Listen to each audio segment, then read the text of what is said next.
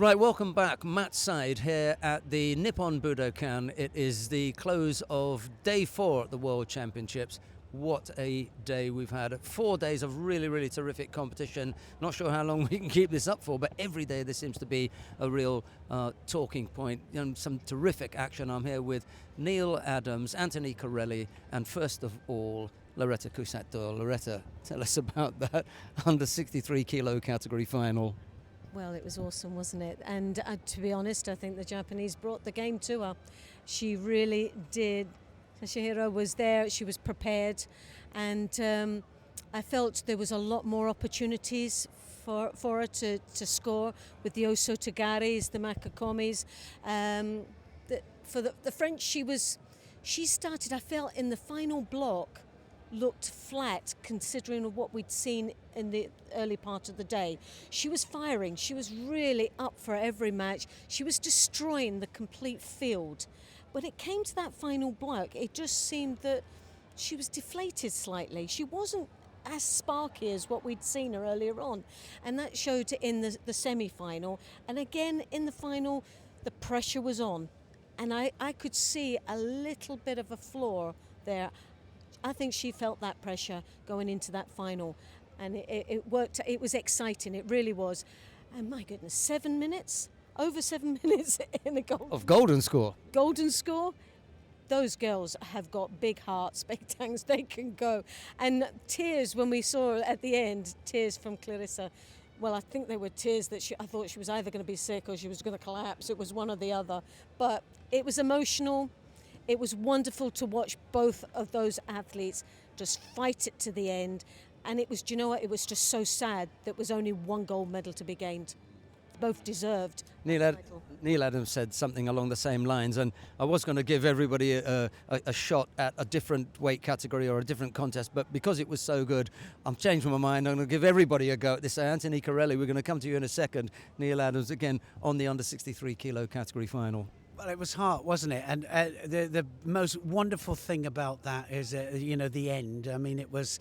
I think that Loretta is right. She was a bit flat going into there, and I think she went the same way all the time. And I think that she needed to go over the other flank. She was just going the same way. And Toshiro, she just she was just stopping it all the way.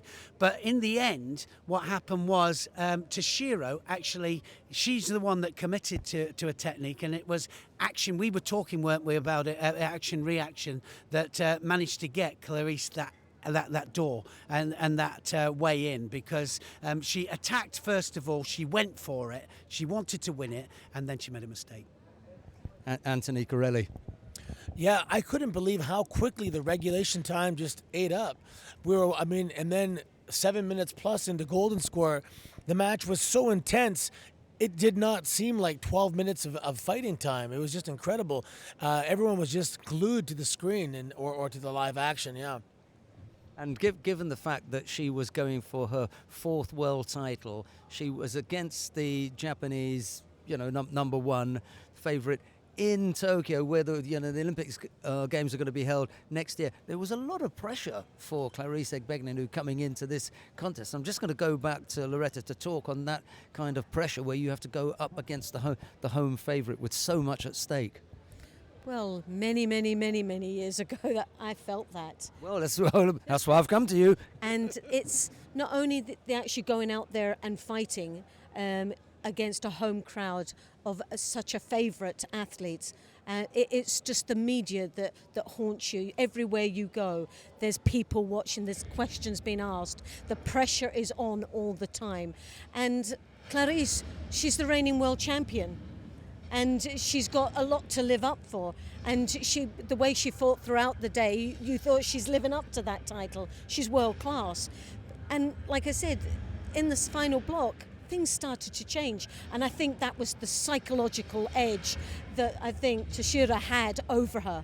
Everything had built up to that particular moment, and I think we were starting to see her slight fraying at the part there. There was just something that was just causing her not to actually perform the best that we have normally seen, Clarissa. And for me, I think, like Neil was saying, that Tashira, she was just constantly at her all the time, and she gave her that opportunity. It was just one attack, possibly too many, and it was just handed on a plate to her at the end, because I thought that was, for me, when it got to the golden score, I thought the Japanese was going to win it, because it seemed to change.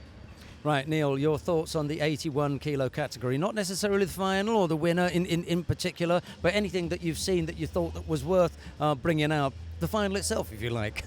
Well, I thought that it was so contested. You know, there were so many names in there, and I said earlier that I thought that there's probably 15 names that could have actually been on the rostrum at the end of the day, and that's such is the depth in the weight category. Good shout with Matthias Kata this morning, though. You said from the get-go, and there he was in the final. Yeah, because he's really cool, you know, and he was playing a really tactical game, and he closes people down, and that's his game. Closes them down, explodes underneath, gets a score, holds on to it, and so he plays a very good game, and I mean that in as that we can have great technicians that don't know the game and don't know how to play it, and he knows how to play the game. And of course he was up against Mookie in the final. Mookie, such great technique, and he'd been throwing everybody. Had that little bit of a bleep, didn't he, in the semi-final, and he had to dig deep at one stage. But here, I mean, just what an opportune athlete he is, Mookie, because he just took Cass down. Cass managed to turn out, and then we were actually talking, weren't we? And he disappeared underneath him for a second score, that Seotoshi there, and just finished it all off. It was absolute brilliance by Mookie. I was berating him for not following up in the near-waza, and he shut me up by throwing him for a second time. So I thought, okay, I'll leave this. Well, I think you did. You actually said, why wouldn't he follow down into newaza? And then all we heard was bang, and he said, oh, that's the reason why. He's thrown him again. Brilliant. Anthony Corelli. I'm going to come back to Neil for a fight. No, we haven't had Loretta yet. I'll come to you, Loretta, for the 81. Anthony. Yeah, it's just interesting how quickly we were talking about Mollet potentially being in the finals and being a contender, and all of a sudden, quick loss, and now he leaves without a medal. And that just shows the depth of the field, absolutely.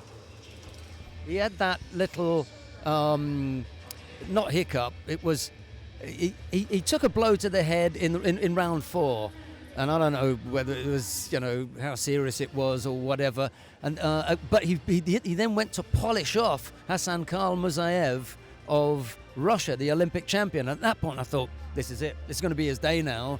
And then the next time, he also suffered a bit. And then he had the air problem and everything. Things just started to slow him down. My concern for him was always on the ground. He always seemed to get caught in near-was, and it wasn't his strongest point. And the last thing that we're going to remember is him, with his arm stuck out there, tapping out. Did you pick up on that near-was maybe not weakness, but certainly, an opportunity for people to grab hold of?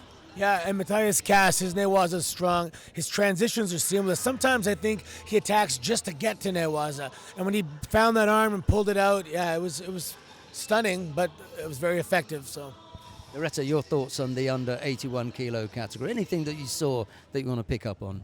Well, I did. I felt for Mookie. I really, for Mookie getting the gold medal, he was outstanding throughout the whole day. Very, very strong.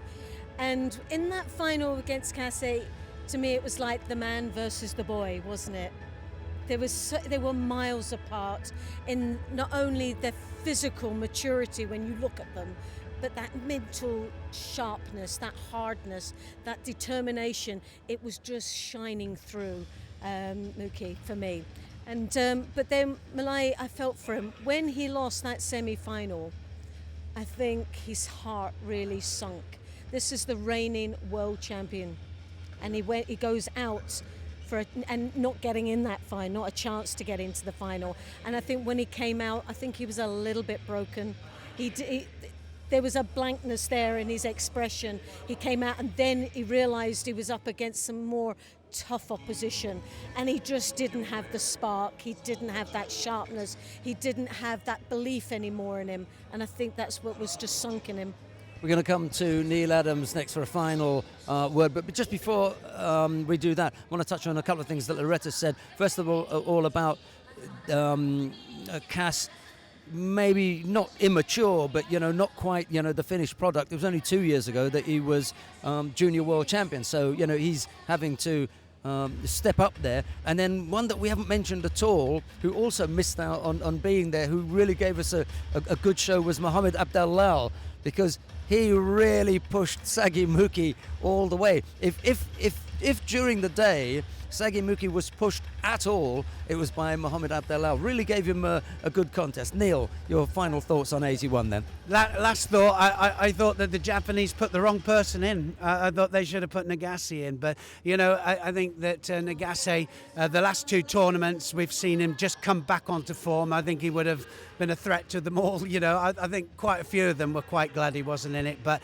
a special congratulations go to Segimuki again, because he was absolutely brilliant today. Okay, that's all the action and that's all the chat that we've got for you from our Matside studio here at the Nippon Budokan. We'll be back tomorrow with more live action, all the action from day 5 of the World Championships. But from Anthony Corelli, Loretta Cusat-Doyle, Neil Adams and myself, it's bye-bye for now.